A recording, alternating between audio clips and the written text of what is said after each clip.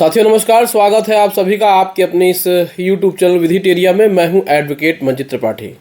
साथियों, आज के इस वीडियो में हम लोग बात करेंगे आपको EMI कब नहीं देना चाहिए। ऐसे बहुत सारे प्रश्न होते हैं, जब भी आप अपना कोई लोन डिफ़ॉल्ट कर देते हैं और आपके पास पैसा नहीं होता है, आप EMI नहीं दे पा रहे हैं, लेकिन बैंक वाले आपसे कहते हैं कि आप पार्ट पेमेंट कर दीजिए। मतलब कि आप कुछ पैसा EMI का देते रहिए, लेकिन पैसा देते रहिए। इससे क्या होगा कि आपके ऊपर कोई प्रॉब्लम नहीं आएगी। सबसे बड़ा झूठ बैंक वाले या NBFC वाले यही बोलते हैं।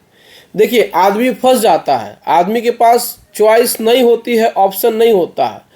अगर आपने कोई भी पर्सनल लोन लिया है, चाहे कोई भी क्रेडिट कार्ड लिया है, चाहे कोई भी अनसिक्योर्ड लोन लिया है, और आप अपने उस अनसिक्योर्ड लोन को पे नहीं कर पा रहे हैं, जो भी मंथली आपकी इंस्टॉलमेंट है, जो भी मंथली आपकी EMI है, आप उसको पूरा नहीं दे पा रहे हैं, तो ऐसे सिचुएशन में जो बैंक वाले होते हैं वो कहते हैं कि आप कुछ भाग दे दीजिए, कुछ पार्ट दे दीजिए।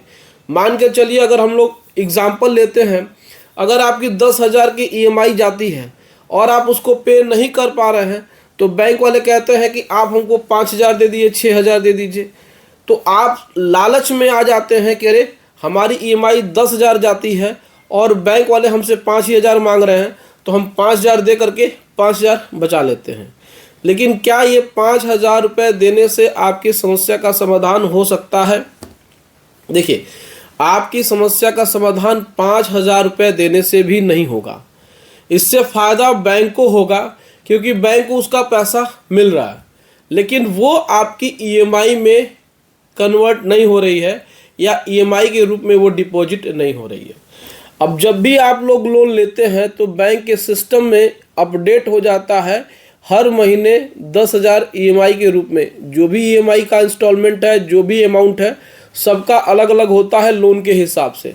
लेकिन हम एग्जाम्पल के रूप में आपको बता रहे हैं कि अगर आपकी हर महीने की EMI 10,000 रुपये जाती है, तो वो 10,000 ही जाएगी। वो 10,000 ही जाएगी, न कि 9,999 रुपये जाएगी।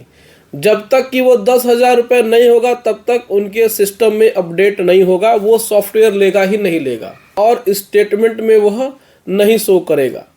तो जब भी आप EMI से कम पैसा देते हैं, तो वो EMI ऑटोमेटिकली बाउंस मानी जाती है। अब आपने बैंक को 5,000 दे दिया, 6,000 दे दिया, 7,000 दे दिया, इवन 8,000 दे दिया, लेकिन 10,000 रुपये नहीं दिए, तो वो उस महीने की EMI नहीं गई।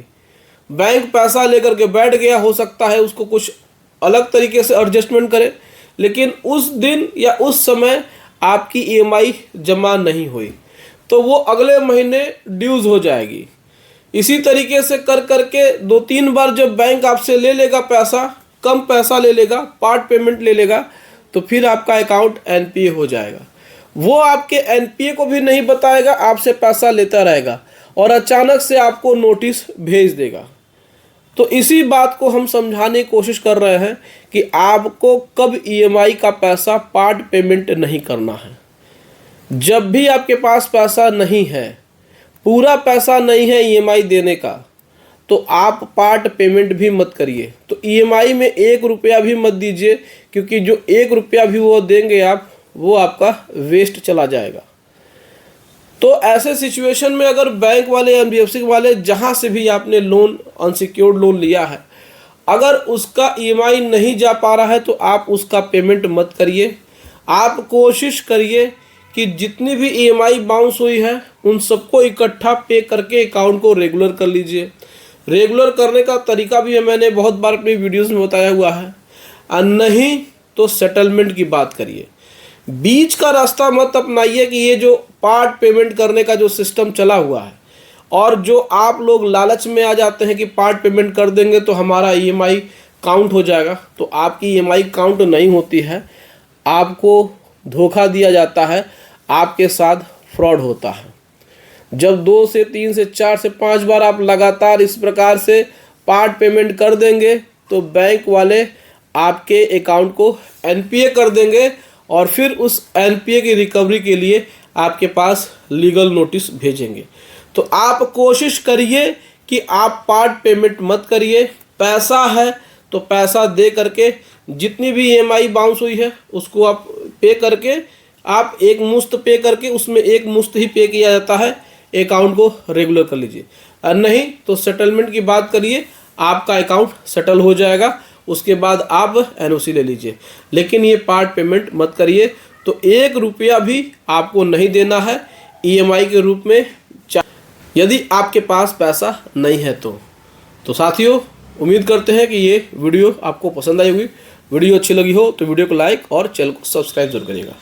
दोस्तों, अगर आपको किसी प्रकार से लीगल सर्विस की ज़रूरत है, लीगल एडवाइस की ज़रूरत है, किसी प्रकार से लोन संबंधित कोई भी आपको लीगल सर्विस की ज़रूरत है, तो हमारा व्हाट्सएप नंबर स्क्रीन पे दिया हुआ है, आप हमसे संपर्क कर सकते हैं और घर बैठे ही लीगल एडवाइस या फिर लीगल सर्विस ले सकते हैं। चलिए मिलते हैं नेक्स्ट वीडियो में। Thank you so much. जय हिंद दोस्तों।